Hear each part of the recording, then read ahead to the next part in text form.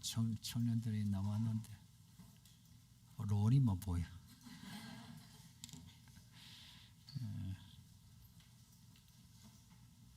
교회 다니지 않는 사람이 한번 교회 오는 거 정말 쉽지 않대요.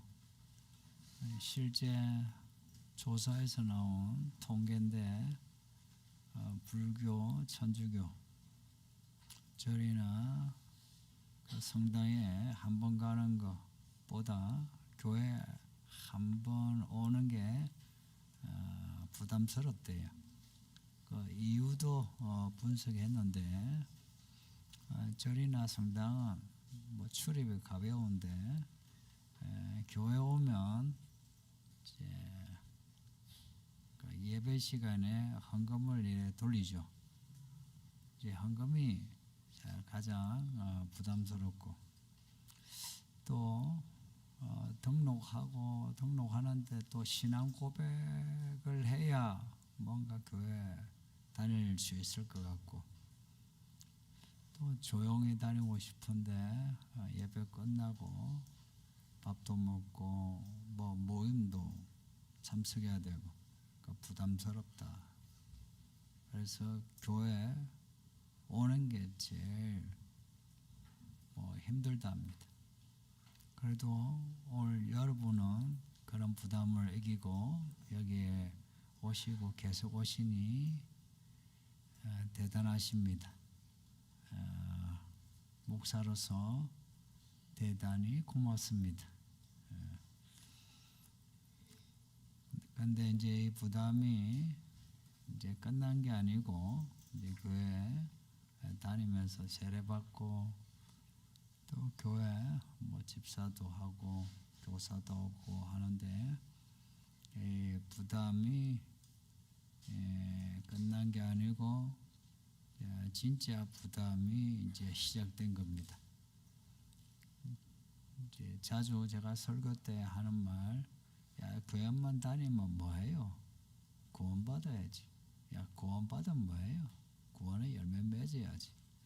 이제 이런 말을 자주 하는데 아마 듣는 여러분들 마음이 그렇게 편치 않을 겁니다. 듣지 않으려고 하면 안 부담스럽고 들으려고 하면 부담스러워요. 사실 구원은 개인적인 문제죠. 내가 믿고 안 믿고 이런 거지. 누가 믿으라 해서 믿고 이건 아니죠. 근데 오늘 본문을 읽으신 것처럼 교회 정확하게 말하면 성경은 구원받으라고 명령합니다. 구원받아주세요 이게 아니고 구원받으라고 합니다. 12절에 너희 구원을 이루라고 명령하는데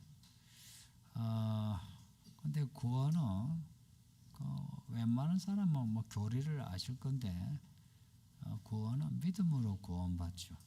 받으라 해서 받는 게 아니고 믿음으로 구원받지. 내가 마음으로 믿고 입술로 고백하면 구원받는데 근데 오늘 말씀은 구원을 이루라 합니다. 이루라 한 거는 뭔가 시작을 했으면 끝을 보는 집을 짓기 시작했으면 집을 완성해야 하는 숙제를 시작했으면 숙제 끝내야 되는 그런 말입니다. 아니 구원은 믿음으로 구원받는다. 나 지금 구원받았는데 구원받은 사람에게 하시는 말씀이에요. 구원을 이루라는 것은 구원받지 않은 사람에게는 하시는 말씀이 달라요. 구원받지 않은 사람에게는 야 예수 믿고 구원받으세요 그래요. 예수 믿고 구원받으라. 그런데 예수 믿고 구원받았어요. 구원받은 사람에게 너희 구원을 이루라고 합니다. 이게 구원의 신비입니다. 신비예요.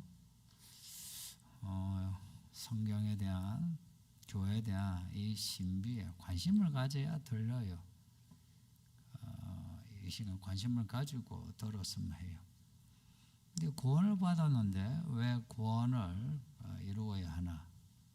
구원을 받았는데 구원을 이루어야 하나? 이루온다는 것은 뭔가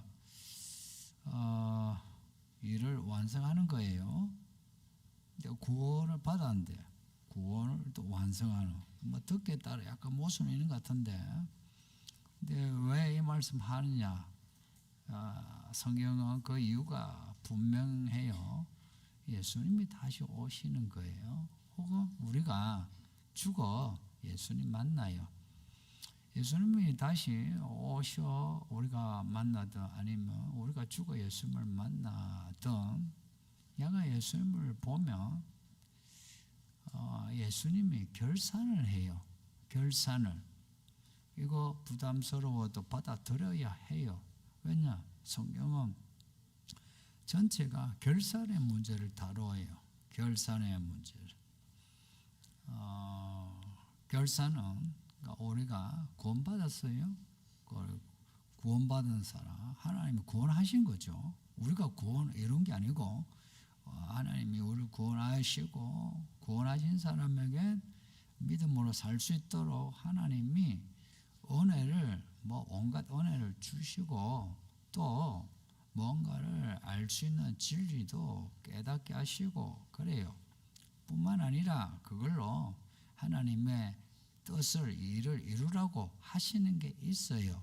여기에 목사도 이제 와서 세례 받은 분도 하나님이 주시는 일이 있어요. 그게 이제 부르심의 소망, 하나님의 기대가 있는 거예요.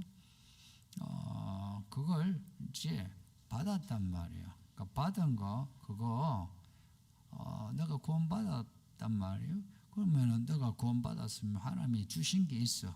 그럼 그것을 잘 읽어서 열매를 남겨라, 이윤을 남겨라, 혹은 기업을 확장시켜라, 그런 의미입니다. 성경을 안 믿으면 몰라. 믿는 사람은 복음서에 나오는 예수님의 하나님의 나라 비유 한번 생각해 보세요. 하나님 나라 비유 많이 말씀하셨는데 뭔가 공통점이 있어요. 가장 유명한 게 씨 뿌리는 비유예요. 씨를 뿌리는데 열매를 맺었다면 하나님이 좋아해요. 근데 안 맺었다, 그냥 찍어 불태워 버려요. 달란트를 줬어요. 그 달란트를 이제 주셔놓고 하나, 둘, 셋, 넷, 10개, 100개 주셨는데 야간 달란트를 얼마나 받았던 간에 그 달란트 받은 사람은 달란트를 또 남겨야 해요. 남긴 사람은 칭찬받아요. 안 남긴 사람 하나 받았는데 하나 그대로 막 가지고 있어. 그 하나도 빼앗기고요. 뿐만 아니라 성 밖으로 쫓겨나 이를 걸며 슬피 울더라, 이렇게 나와요. 또 천국 잔치에 초대했는데 초대 받았어요. 초대라는 게 이름도 알고요. 부른 거예요. 그 불러 갔는데 예복을 안 입었다고 나가 하고 쫓아냈대요. 이게 뭘 의미하는지 생각해 보세요. 우리를 구원하셨어요. 구원하시고 구원 이후 우리는 이제 하나님의 자녀, 하나님의 사람으로 하나님의 나라를 받은 거라. 뭔가 받은 게 있어요. 한번 생각해 보세요. 받은 게 있어.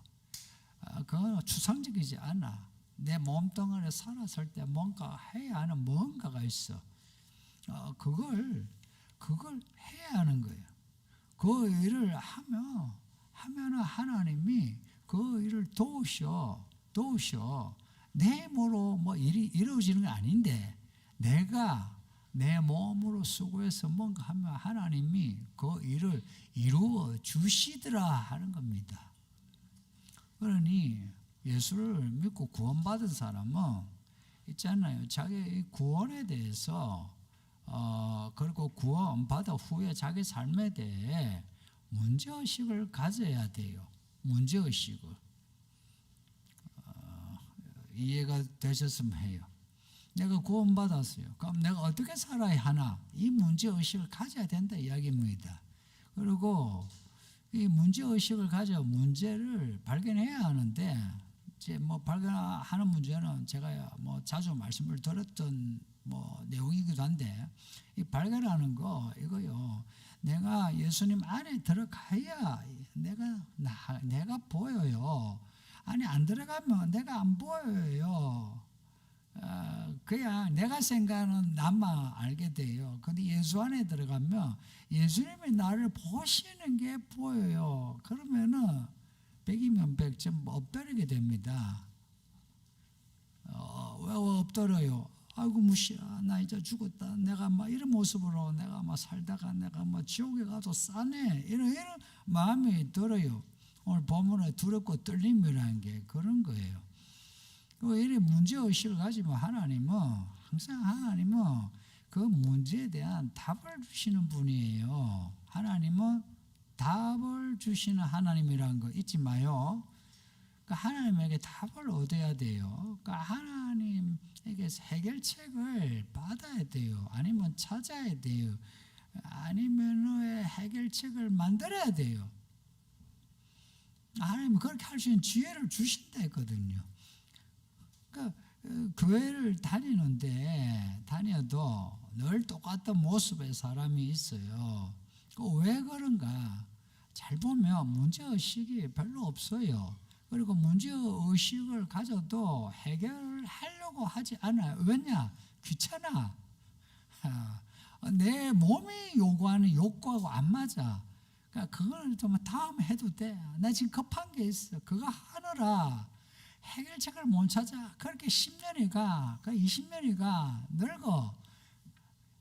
늙어 5, 60 은퇴하고 나면 돈 버는 데서 은퇴하면 사람이요, 하나님의 일을 할 기회가 많이 없어져요. 뭐 나이가 숫자에 불과하다 말 같은 소리를, 그 숫자에 불과하면 뭐 천년 만년 살게, 그 나이 들면 죽을 건데. 왜 다녀도 뭐 믿음의 열매가 없느냐, 이런 문제의식을 가지는 진지함이 필요해요. 그래서 믿음 생활은 좀 진지해야 믿음 생활이 돼요. 그러니까 하나님에 대한 진지함이에요. 그리고 내 인생에 대한 진지함이에요. 성경은 처음부터 끝까지 이 문제를 계속해서 다뤄요. 그냥 무수한 사례로, 그리고 무수한 횟수로 이 문제를 다뤄요. 우리 하나님이 보면 사실 구원이 필요한 우리는 별로 안 진지해. 이래 살다가 가지, 인생 별거 있나? 아니, 믿는 사람은 그런 소리 해요. 근데 하나님은 안 그래요. 하나님은 내 인생인데, 나 개인의 인생인데, 하나님은 너무 진지하고 너무 치열한 거라. 나를 구원하시려고 치열하게 뭔가를 하시는 거를 아십니까? 예? 부모가 자식을 위해서 하는데 그 자식 새끼는 아무 생각 없는 자식 새끼 생각해 보세요. 우리가 금요일에 읽고 있는 그 다윗 이야기도 보면, 그 다윗 이야기를 왜 그렇게 적어 놨노 하면, 그 구원 이야기, 다윗이 구원받는 이야기라.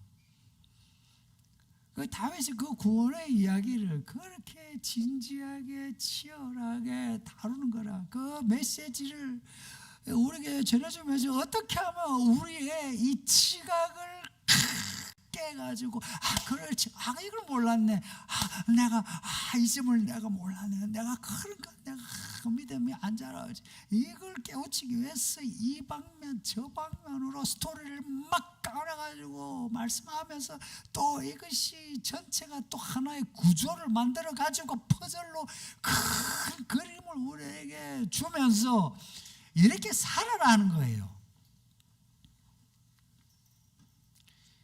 이런 성경 내용을 정리하면 전부가 우리가 믿는 예수님이 왜 구원자인지, 우리가 왜 이 인생이 이렇게 보잘것없이 천박하게 살아가는지, 그리고 세상에 왜 이따위인지를 성경은 그 이유를 아주 분명하게 서술하고 있어요.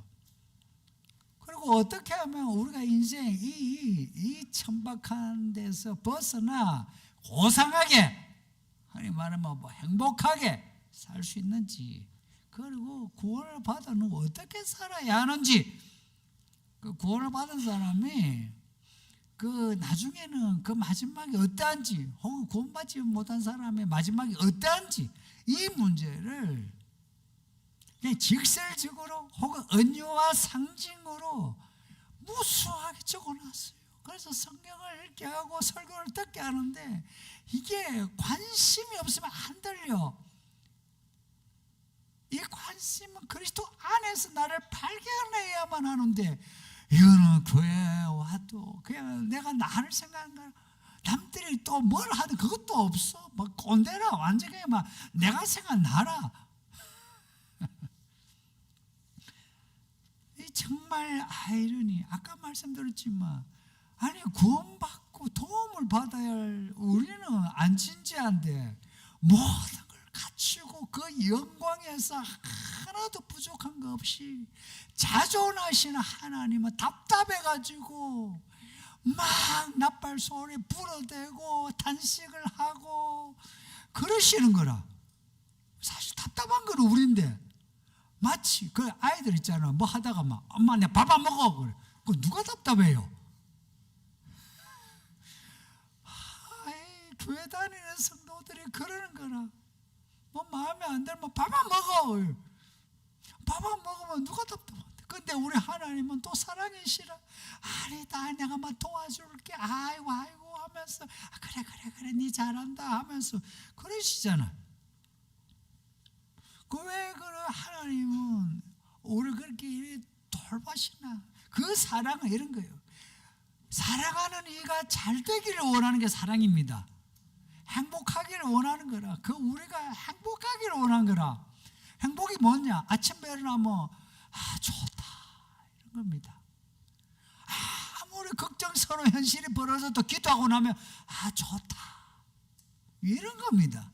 그리고 우리 인생이 뭐 없는 것 같아도 뭔가 있다는 이 아이러니를 발견하게 하는, 이게 하나님이 원하는 거예요.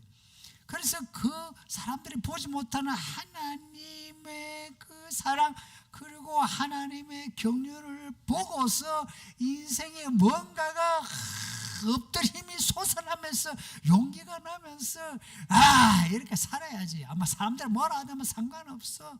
이런 삶을 살게 하시려는 거라. 이게 과정이에요, 과정. 성도님들, 구원 우리가 마음으로 믿고 입술로 고백을 해서 우리가 구원받은 사건이 있지만 그 구원 이후에 살아가는 거는 과정이에요, 과정. 이 과정을 예수님은 얼마나 많이 말씀하시고 서신서가 왜 있는지 아세요? 과정입니다, 과정. 이 과정을 밟아나가라. 믿음에 경주하라. 다름질하라. 뒤를 돌아보지 마라. 너의 구원을 확정하고 이 구원을 이루어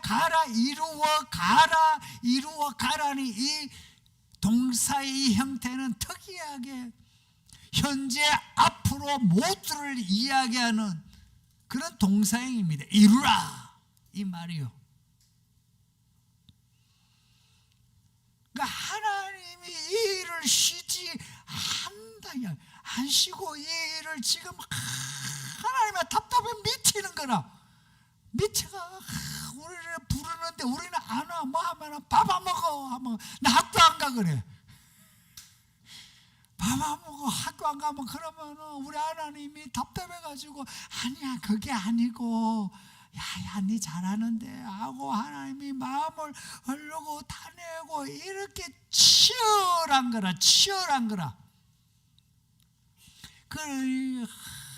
그렇게 뜨거운 거 하나님이 우리 보고 왜 그렇게 믿음이 미지근하냐, 뜨겁든지 차갑든지 하라는데 그 차갑든지 뭡니까?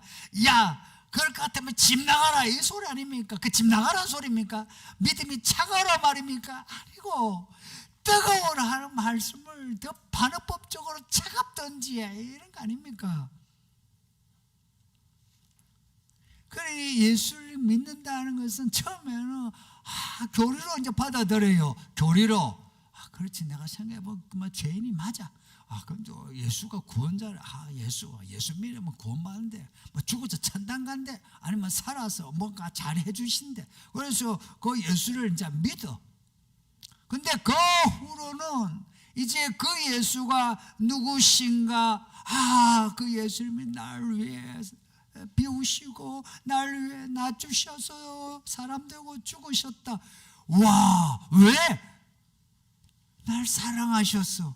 그 사랑을 처음에는 교리로 그냥 문자로만 보였다가 교회 생활을 하면서 그 문자가 이제 마음에서 확 다가오면서 마음을 따뜻하면서 예전 같은 말도 안 되는 건데 이제는 예수님이 나를 위해 죽으셨다는 그 사랑이 느껴지는 거라. 남자 여자가 처음에는 말도 안 돼, 서로가 남남인데 서로 밥도 먹고 커피 마시면서 마음이 따뜻해지면서 손도 잡고 뽀뽀도 하고 결혼도 하고 그렇게 하는 것처럼 이 과정에서 하나님을 알게 되고 하나님을 사랑하게 되는 거라. 그래서 예수를 믿는다는 것은 예수님을 사랑하는 거예요. 사랑하지 않고는 믿음이 안 자라요. 처음 그 교회 다닐 때는 사랑보다는 미샤미다 이거죠, 그죠? 그 믿음을 보고 우리도 세례를 주고 교사도 하고 뭐 이런 거죠. 그런데 그 믿음이 자란 거는 사랑입니다. 사랑이에요. 이 사랑은요, 죽을 때까지 가야 되는 거 아닙니까? 죽을 때까지. 남자 여자도 서로가 남남이었는데 만나 사랑을 느껴서 사랑을 확인해서 해서 결혼을 해. 결혼을 하고서 남자 여자 뭐 할 일 뭐 자기 할 일 해. 그 일을 하지만 전에는 따로 국밥처럼 했는데 이제는 따로 국밥이 아니라 같이 한 상에서 같이 일을 해야 되는 거라. 일은 따로지만 그 일이 다 한 상에 있어야 되는 거라. 있으면서 그전에는 자기의 그 일을 내가 뭐 하기만 하면 돼. 근데 그 일로 내 아내를 사랑해야 되고 아내는 아내의 원래 일로 내 남편을 사랑해야 되고 아이고 복잡해. 복잡한 거라. 사랑은 깊어지면 깊어질수록 복잡한 거예요.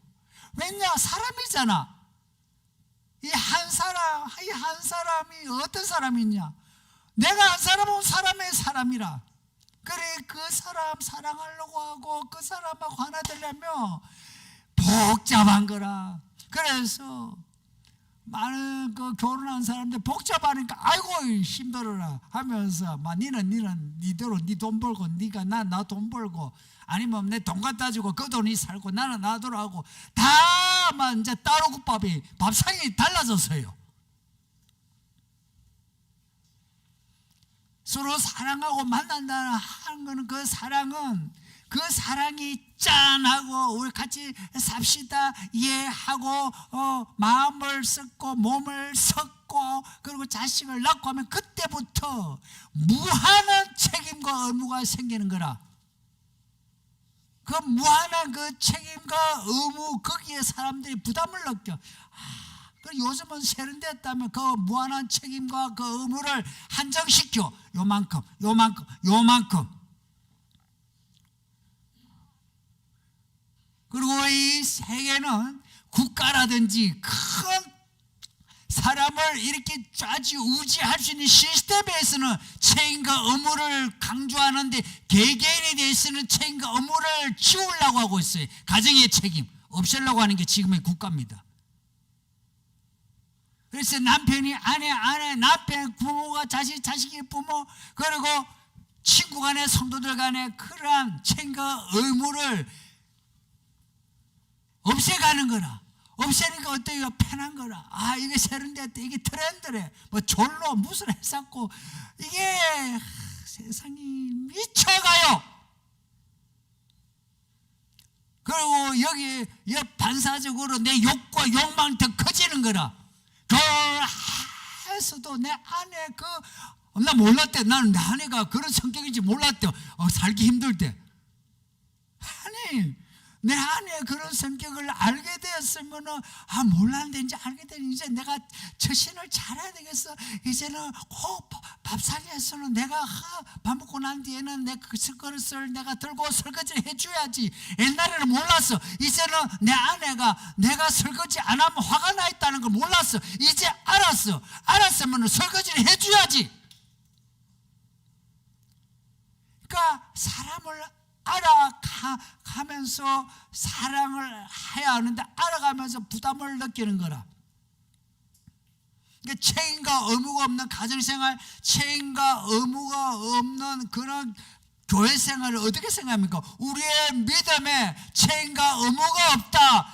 그러면 여러분 책임과 의무가 없는 여러분들 교회 생활이 편한가요? 안 편해. 여러분의 마음은 교회에 온 게 아니야. 여러분의 마음은 그 바깥에 있어. 왜 와오냐? 눈치 보고 온 거라. 12절에 항상 복종하고 두렵고 떨림으로 너희 구원을 이루랍니다.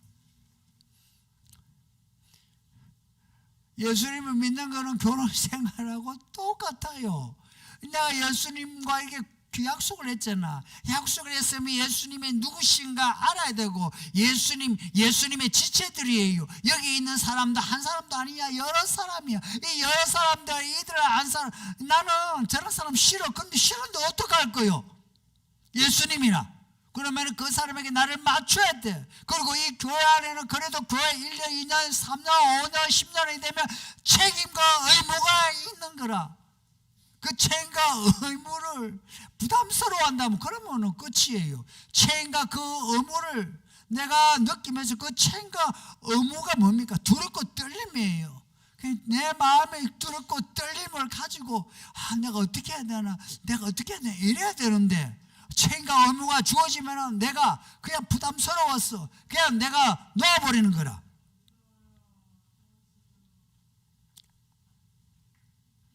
항상 두렵고 떨림으로 복종하는 사람은 그 하나님과의 관계에서 내가 어떻게 하나 이 문제의식을 가지고 고민하는 거예요. 그리고 하나님은 이러한 사람을 아시는 거라. 이러한 사람을 아시는 그 믿음이 100% 온전하지 않아도 하나님은 그 사람을 알아주시는 거라. 왜냐?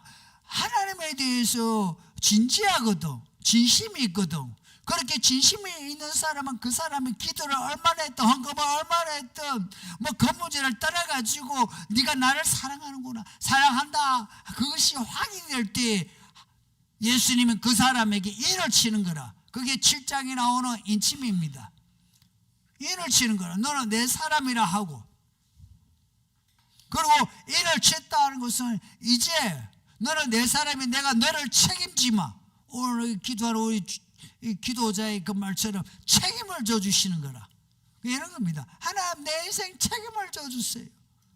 나는 하나님 말씀 내가 주시는 대로 거기에 대해서 지켜야 할 책임 그리고 해야 할 의무를 내가 다 하겠습니다 하는 겁니다. 이 마지막 때는 그러한 사람을 하나님이 찾으신 거라. 그리고 이러한 사람 그 반대편은 누가 있느냐? 짐승의 표를 받는 사람이 있어. 짐승의 표를 받는 사람의 그 특징이 나오죠. 13장에서. 왜 짐승이 표를 받아요? 짐승이 표를 받는 거는 돈 때문이에요.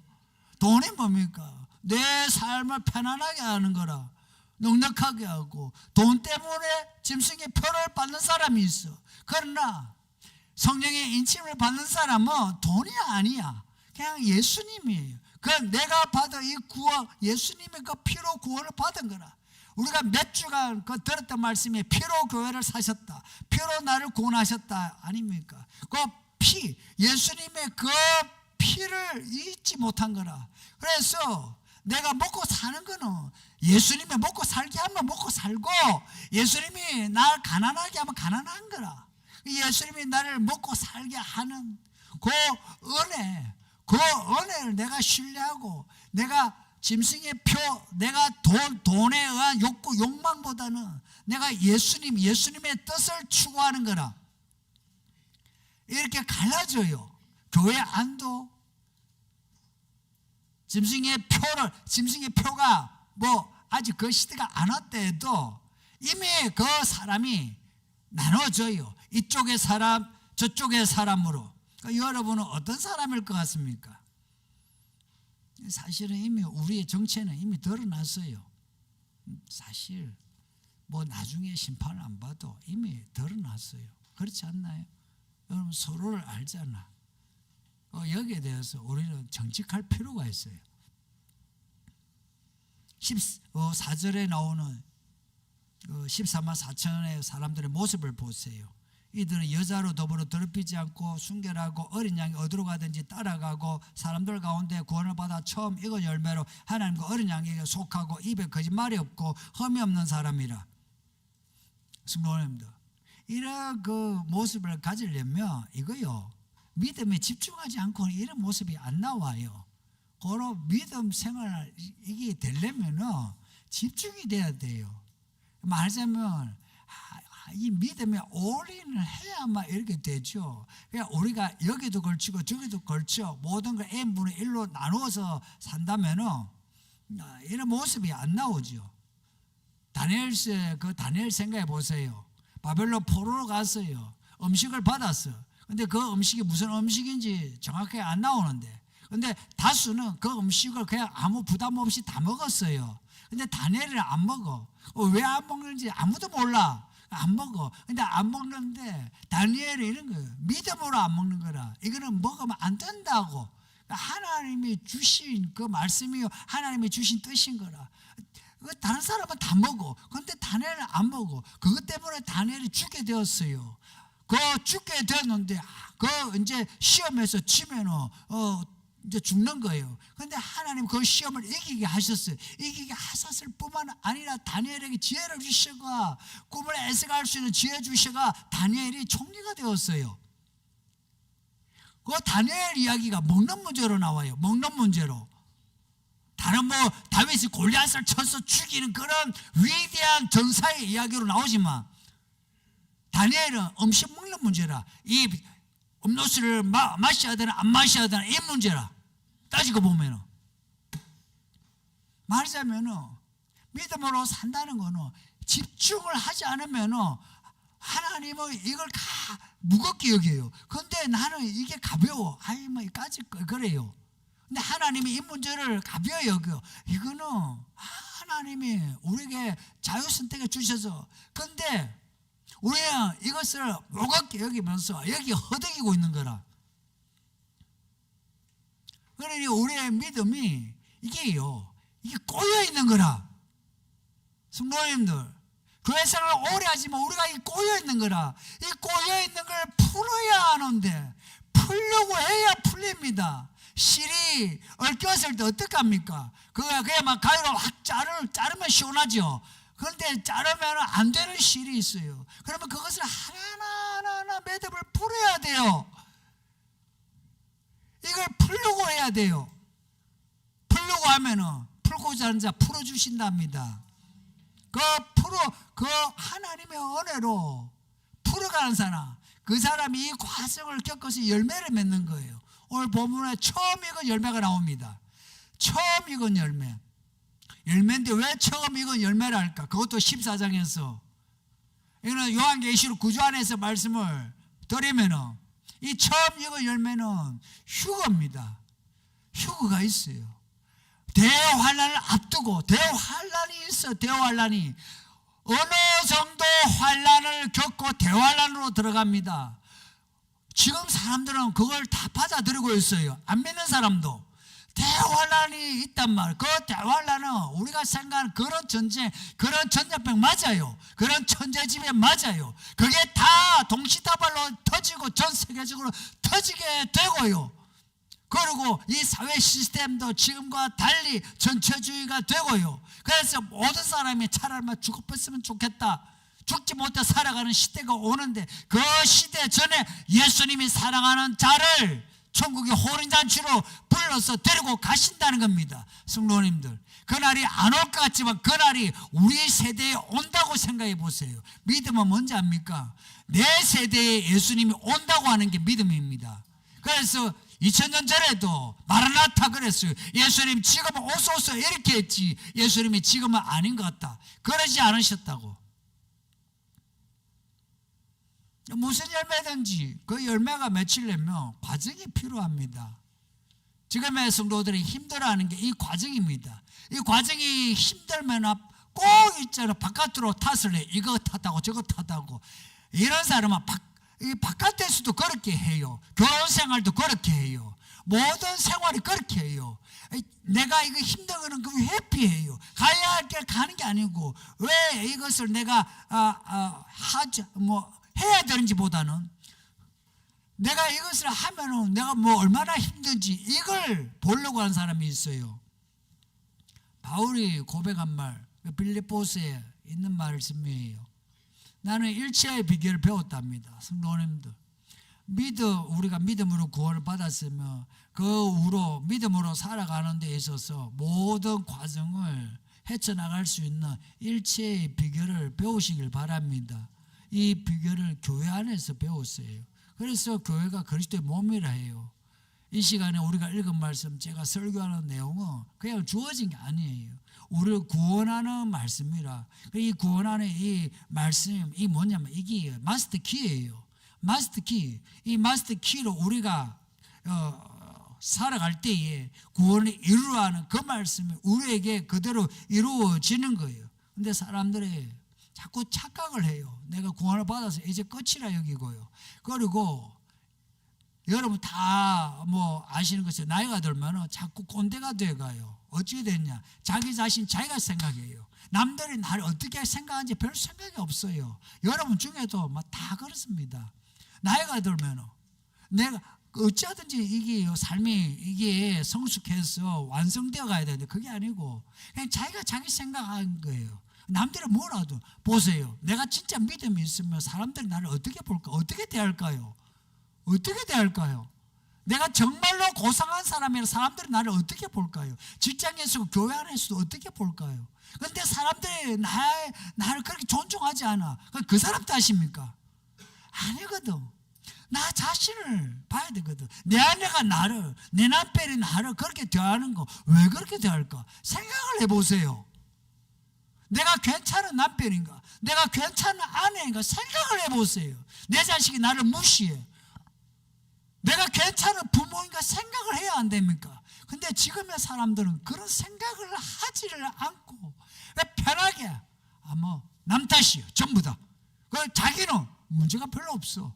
자기가 한번 기도하면 이거는 벌써 천사가 되었어. 그리고 교회를 하면 이미 사도가 되었어.